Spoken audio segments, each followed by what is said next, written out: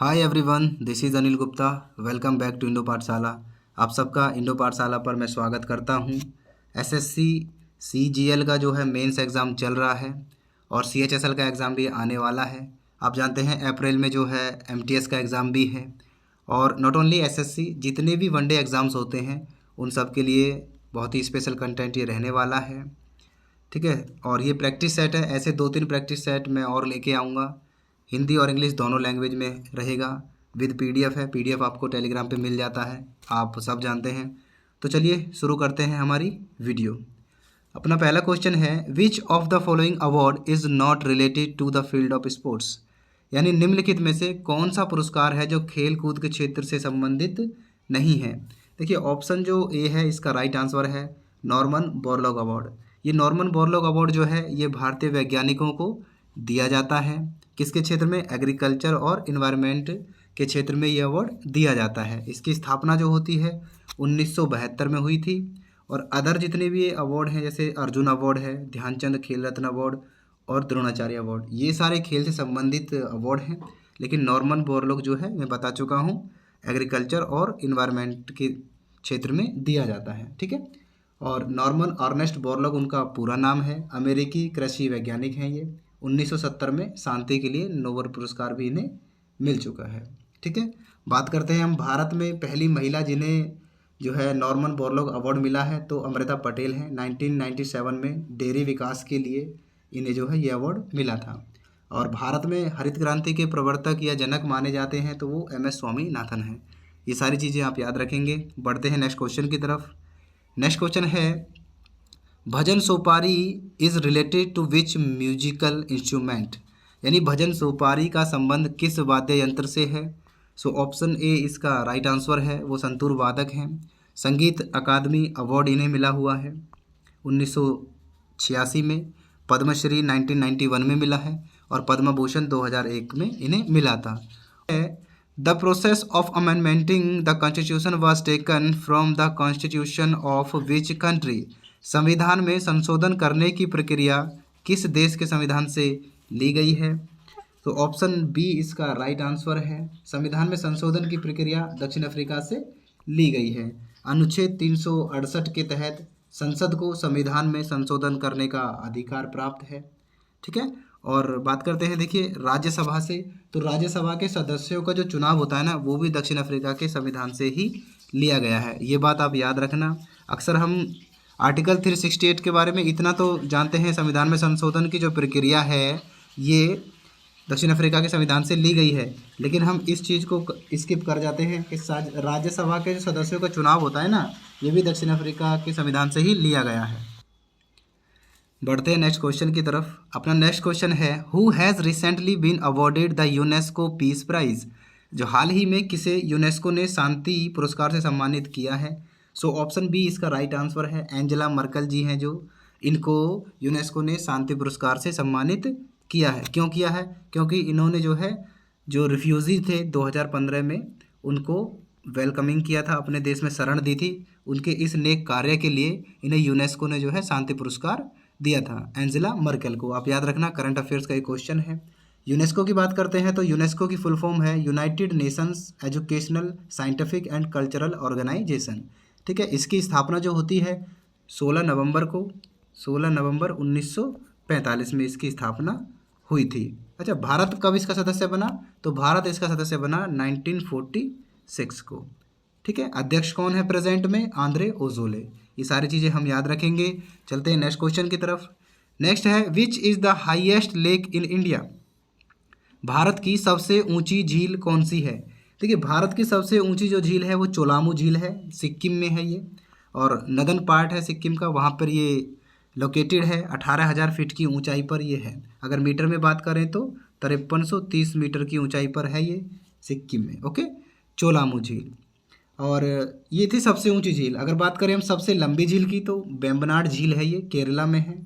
और झील से ही एक क्वेश्चन और है, मीठे पानी की झील जो है ये वुल्लर झील है, ये जम्मू एंड कश्मीर में है। ठीक है, झील से एक दो क्वेश्चन और पूछे जा सकते हैं, जैसे खारे पानी की झील कहाँ है? तो खारे पानी की झील है सांवर झील, ये राजस्थान में है। और सबसे बड़ी लैगून झील की बात करें तो चिल्का झील है, ये कहाँ पे है? उड़ीसा में है।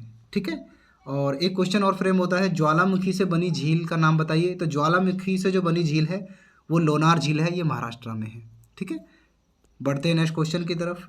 नेक्स्ट है, which of the following river does not fall into the bay of Bengal, यानी निम्नलिखित में से कौन सी नदी है जो बंगाल की खाड़ी में नहीं गिरती है। तो देखिए ऑप्शन बी इसका राइट आंसर है, नर्मदा नदी है जो ये बंगाल की खाड़ी में नहीं गिरती है।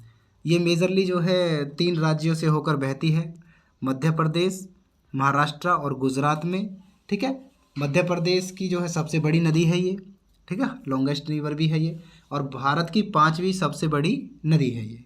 उद्गम स्थल की बात करते हैं तो मध्य प्रदेश के विंध्याचल और सतपुड़ा के अमरकंटक में नर्मदा कुंड से इसका उद्गम हुआ है। इसकी लंबाई की आप बात करते हैं तो 1312 किलोमीटर इसकी लंबाई है। ठीक है, इसका दूसरा नाम जो है रीवा नदी है, वो भी आप याद रखना। गिरती कहाँ है, अरब सागर में ये नदी गिरती है। परियोजना की बात करते हैं इस नदी पर, तो इस नदी पर एक परियोजना है सरदार सरोवर परियोजना। ठीक है, और एक बांध भी है इस पे, जो भारत का तीसरा सबसे ऊंचा बांध है, उसका नाम है सरदार सरोवर बांध, वो भी नर्मदा नदी पर ही है। ठीक है, आप मुझे आप कमेंट बॉक्स में बताना, सरदार सरोवर बांध भारत का तीसरा सबसे ऊंचा बांध है, तो भारत का पहला सबसे बड़ा ऊंचा बांध कौन सा है। ओके, नेक्स्ट क्वेश्चन की तरफ चलते हैं। नेक्स्ट है, who has been contracted by RBI for the banking fraud awareness campaign, यानी बैंकिंग धोखाधड़ी जागरूकता अभियान के लिए आरबीआई ने किसको अनुबंधित किया है। तो ऑप्शन सी इसका राइट आंसर है, नीरज चोपड़ा जी को आरबीआई ने अनुबंधित किया है, अपॉइंटमेंट किया है। किसके लिए, इसका मोटिव है लोगों को डिजिटल बैंकिंग फ्रॉड से अवेयर करने के लिए। ठीक है, इसमें नीरज चोपड़ा जी ने रिक्वेस्ट भी की है कि आप अपना सीवीवी या अपने एटीएम के जो नंबर्स होते हैं किसी के साथ शेयर ना करें, बैंक से रिलेटेड कोई भी ओटीपी है उसे अन्य किसी व्यक्ति के साथ शेयर ना करें। चलते हैं नेक्स्ट क्वेश्चन की तरफ। नेक्स्ट है, what is a volcano that erupt after remaining calm for a long time called, यानी लंबे समय तक शांत रहने के बाद विस्फोट होने वाला ज्वालामुखी क्या कहलाता है। देखिए ऑप्शन बी इसका राइट आंसर है, उसे डोरमेंट वोल्केनो या सुसुप्त ज्वालामुखी कहा जाता है। वर्तमान समय में जो है ये जो ज्वालामुखी होता है प्रेजेंटली तो शांत रहता है, लेकिन भविष्य में इसके उद्गार होने के बारे में कुछ कहा नहीं जा सकता, ये कब विस्फोट हो जाए कुछ कहा नहीं जा सकता, उसे जो है डोरमेंट वोल्केनो कहते हैं। ठीक है, एग्जाम्पल के तौर पे मैं बता देता हूँ, विसुवियस है एक, ये जापान का है, एक है फुजियामा, ये जापान का जो है वोल्केनो है। और अगर हम भारत में बात करें तो बैरन द्वीप है ज्वालामुखी जो, ये अंडमान में है। तो ये उस प्रकार के ज्वालामुखी हैं जो प्रेजेंटली तो शांत हैं, लेकिन फ्यूचर में कब विस्फोट कर जाए कुछ कह नहीं सकते, डोरमेंट वोल्केनो कहते हैं।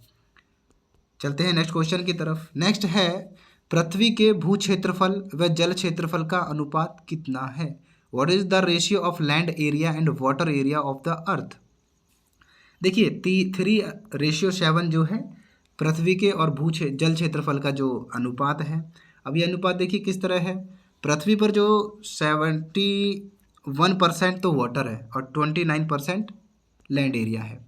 तो अगर परसेंटेज में बात करेंगे तो आप 29% बोलेंगे लैंड एरिया है एंड 71% वाटर एरिया है। ओके, लेकिन अगर रेशियो में बात करते हैं तो 3:7 जो है इसका रेशियो आकलन किया जाता है। ठीक है, पृथ्वी की जो संपूर्ण बाह्य परत होती है जिस पर महाद्वीप या महासागर स्थित हैं उसे जो है लिथोस्फेयर या स्थलमंडल कहते हैं। ठीक है, बढ़ते हैं नेक्स्ट क्वेश्चन की तरफ। अगला क्वेश्चन है, the term off break is used in which of the following sports, यानी ऑफ ब्रेक शब्द का प्रयोग निम्नलिखित में से किस खेल से संबंधित है या किस खेल में इसका प्रयोग किया जाता है। देखिए ये क्रिकेट का एक शब्द है ऑफ ब्रेक। ठीक है, एक ऑफ स्पिनर होता है, ये उसकी अग्रेसिव बॉल मानी जाती है,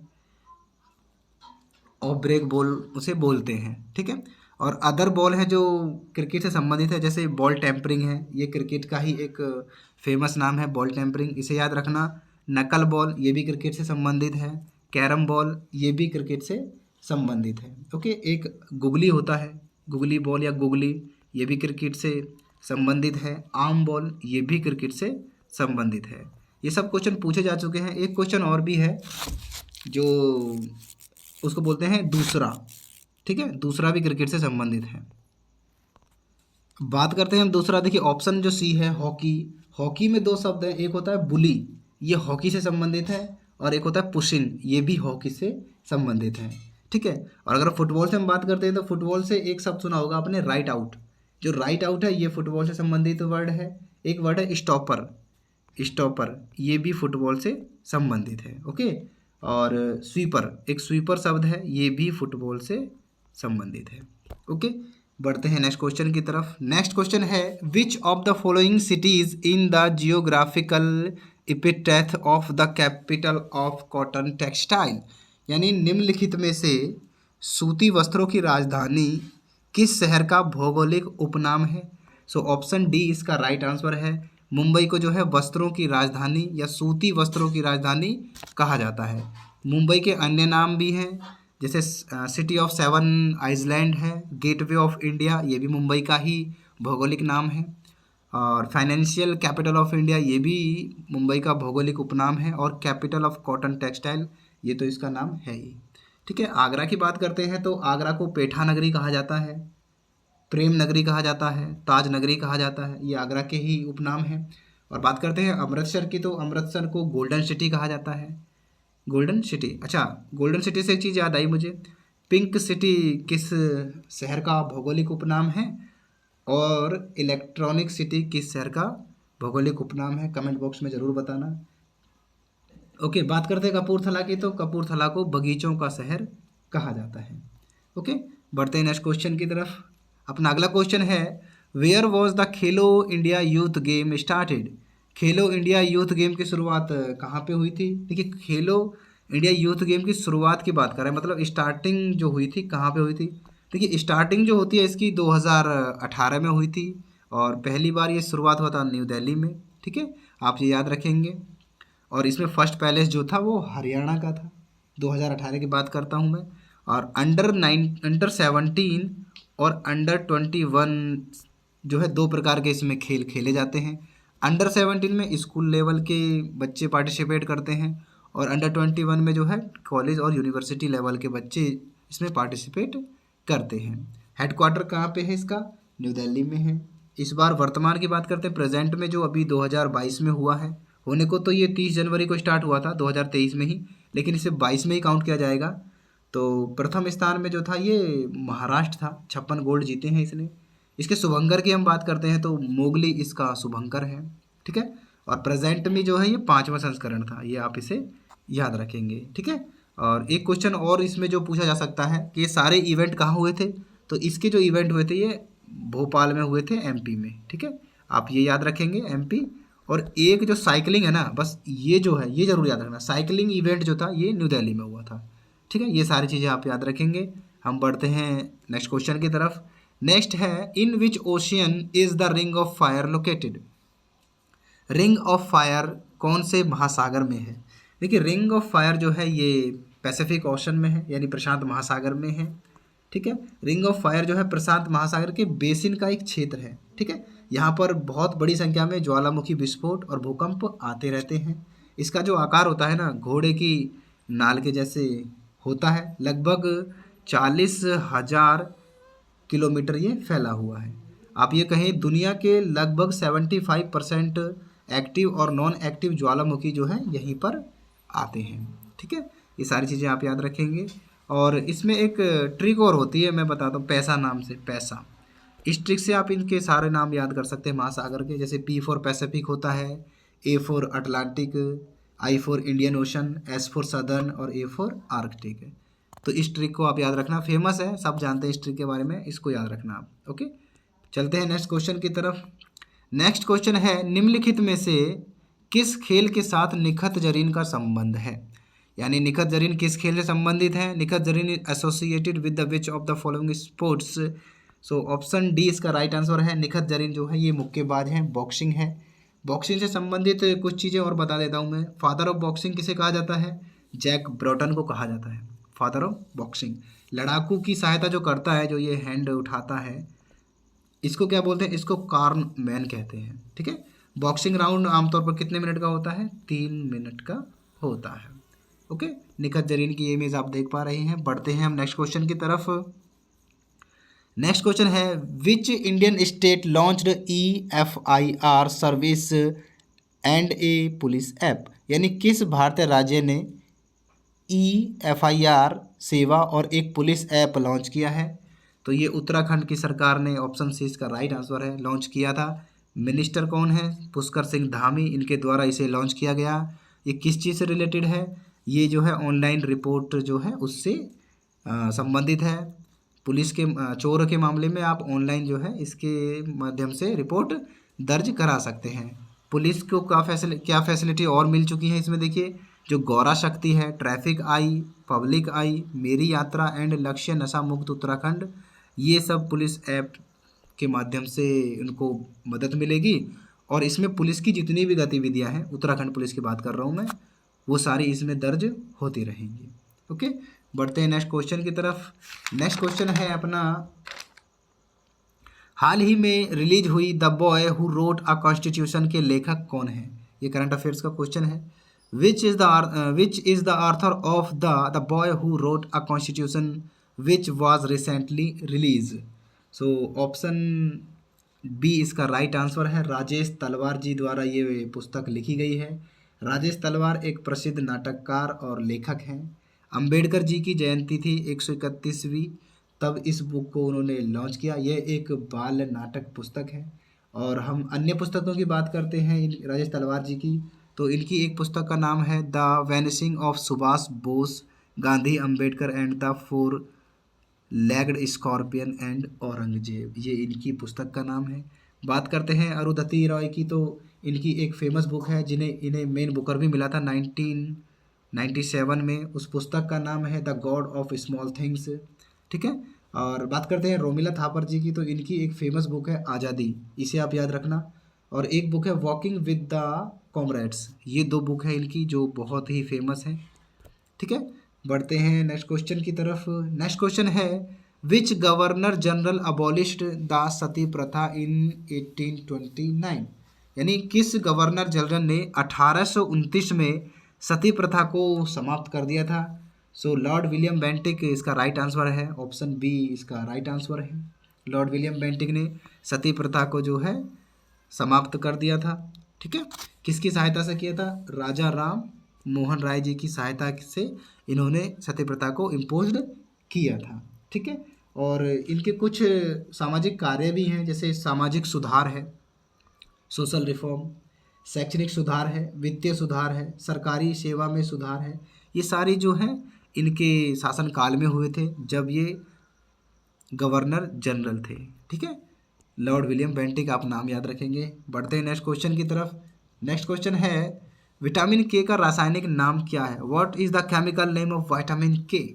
सो ऑप्शन ए इसका राइट आंसर है। विटामिन के का जो रासायनिक नाम है फाइलोक्विनोन जो है रासायनिक नाम है। इसका एक नाम और भी है फाइटोनेडियम, दोनों नाम आप याद रखना। ओके।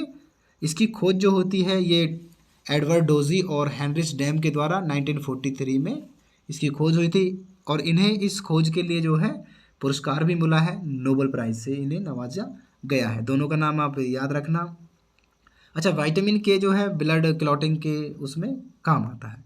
ओके। एक ट्रिक भी है जो फेमस है, मैंने इसलिए इसको मेंशन कर दिया जिससे कि आप सारे विटामिन के नाम याद कर सकें। और देखिए ये ट्रिक है रथ पर एक टॉफ़ी, पर इसमें साइलेंट होता है।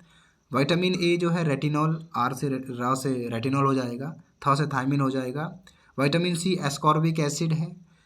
इसके लक्षण, इसमें जो विटामिन सी की अगर कमी होगी तो आपको मसूड़ों में सूजन होगा, स्कर भी होगा। विटामिन डी जो है कैल्सीफेरॉल है, इससे रिकेट्स यानी हड्डियों की बीमारी होती है, हड्डियाँ टेढ़ी मेढ़ी हो जाती हैं।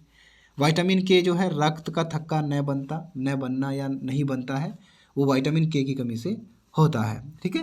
ये सारी चीज़ें आप याद रखेंगे। अच्छा, दो क्वेश्चन और बनते हैं विटामिन से।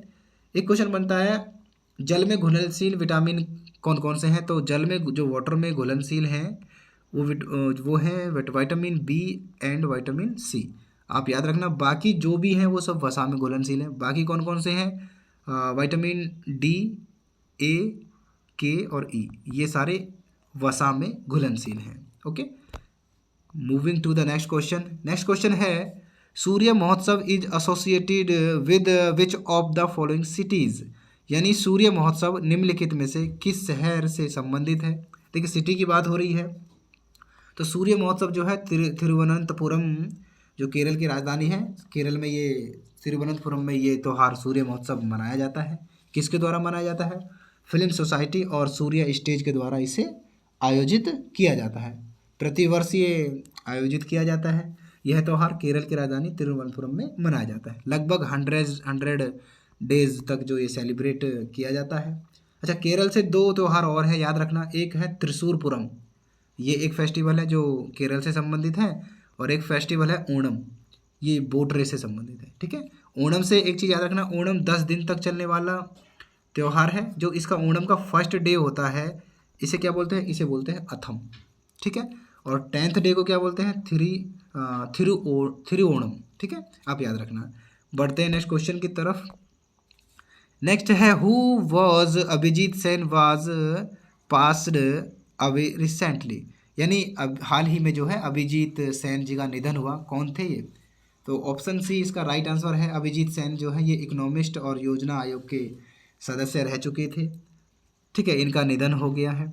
सदस्य जो थे ये प्लानिंग कमीशन के 2004 से 2014 तक थे। मनमोहन सिंह जो प्रधानमंत्री थे उनकी सरकार में। ठीक है, इनका रिसेंटली निधन हो गया। आप याद रखना, ये एक इकोनॉमिस्ट थे, ग्रामीण अर्थव्यवस्था के विशेषज्ञ ये माने जाते थे। ओके, बढ़ते हैं अगले क्वेश्चन की तरफ। ये आप इमेज यहाँ पे देख लेना।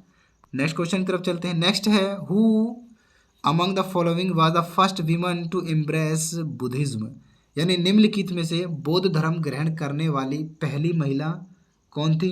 तो ऑप्शन बी इसका राइट आंसर है। महाप्रजापति गौतमी, यानी गौतम बुद्ध की जो चाची हैं, ये आंटी हैं उनकी, इन्होंने सबसे पहले गौतम बुद्ध संघ में प्रवेश किया था। ये पहली महिला थी।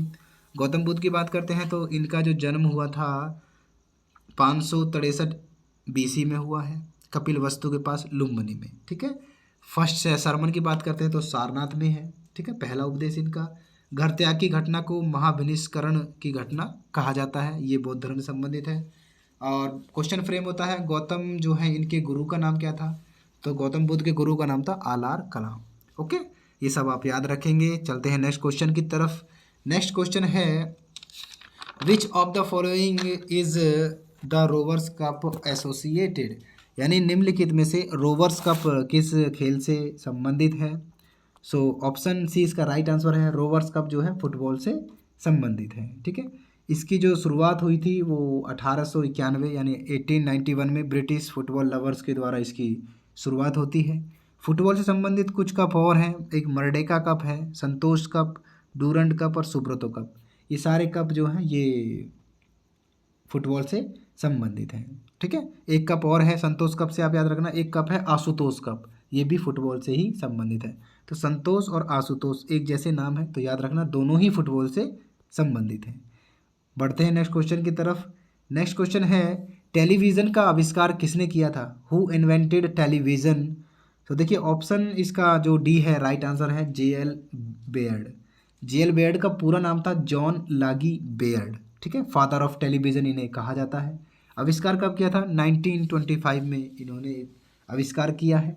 ठीक है, और इनके साथ में एक व्यक्ति और थे जिन्होंने इस आविष्कार को कम्प्लीटली अंजाम दिया था। उनका नाम था फिलो फॉर्न्सवर्थ। वो याद रखना आप, फिलो फॉर्न्सवर्थ, इन्होंने इसको अंजाम दिया है। भारत में जो इसका ब्रॉडकास्टिंग हुआ है वो कब हुआ था? 15 सितंबर 1959 को। ओके, नेक्स्ट क्वेश्चन है Babur's body was buried as per his wish in dash, यानी बाबर की जो लाश है उनकी इच्छा के अनुसार कहाँ दफनाई गई थी?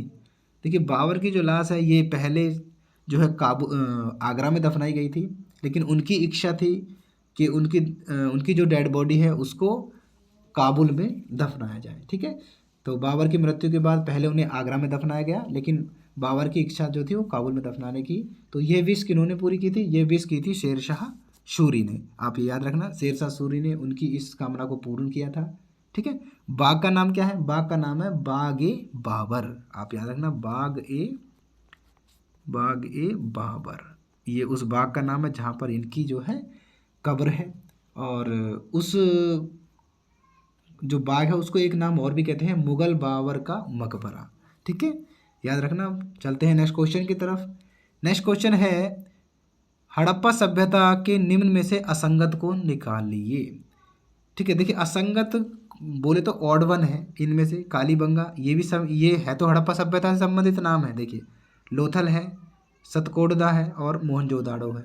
ये सारे जो नाम है ना ये हड़प्पा सभ्यता से संबंधित हैं, लेकिन इसमें से ऑड वन आपको फाइंड आउट करना है। तो देखिए ऑड वन कैसे फाइंड आउट करते हैं।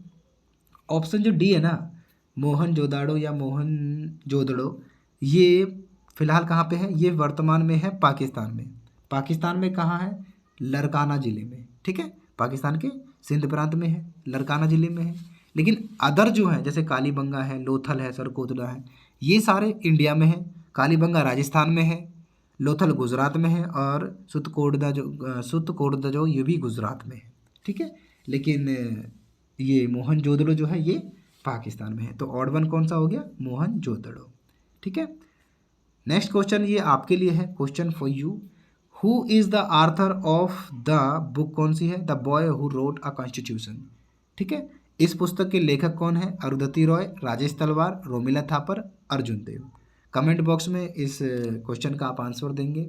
ओके, तो वीडियो हमारी यहाँ पर एंड होती है। आपको वीडियो कैसी लगी आप कमेंट बॉक्स में ज़रूर बताना, और आपके जो कमेंट है वैल्यूएबल रहेंगे मेरे लिए स्पेशली। और इसका जो फ्री पीडीएफ है आपको टेलीग्राम पे मिल जाएगा, वहाँ पे क्विज़ भी होते हैं, लेटेस्ट अपडेट वहाँ पे आपको मिलते रहेगा। ठीक है, मैं मिलता हूँ नेक्स्ट वीडियो में, तब तक के लिए खुश रहिए, मस्त रहिए, अपना ख्याल रखिए, बाय बाय।